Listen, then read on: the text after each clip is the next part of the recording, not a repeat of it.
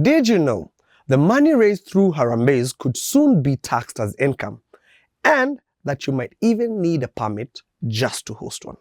Now that I've got your attention, lean in. There's more you need to know. After the Gen Z protest, President Ruto called for a mechanism on how to regulate harambees. The Senate Majority Leader, Aaron Cheriot, proposed the Public Fundraising Appeals Bill 2024. The bill was presented in Parliament on 12th July 2024, and the first reading was conducted on August 1st. But do you know what the Public Fundraising Appeals Bill entails?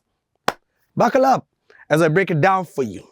The bill classifies harambees in two: public and private. Private harambees, this we all know, include wedding fundraisers, burials, funeral, medical expenses for loved one, relatives, etc., etc. We are all in those WhatsApp groups. Yes, I know. I'm in one too. While public harambees include school building, fundraisers, community development, and most famous one with this government, church harambees. To conduct a public harambee, 1.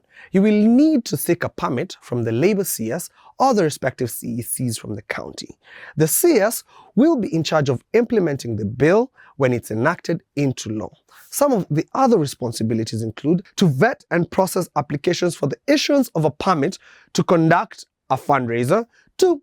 to investigate any complaints and misuse of funds raised, and finally, both the CS and the CECs will be expected to table annual reports to Parliament. After receiving a permit to conduct the fundraiser, which you must apply 14 days before the D-Day, contributors will declare their source of funds, and the contributions will also need to be declared to the KRA pursuant to the Income Tax Act. Something to note, not more than 5% of the contributions will be subject to administrative costs. Now, who can or cannot conduct a public harambee? 1. A state officer or an appointed public officer shall not participate in a harambee during their term. 2.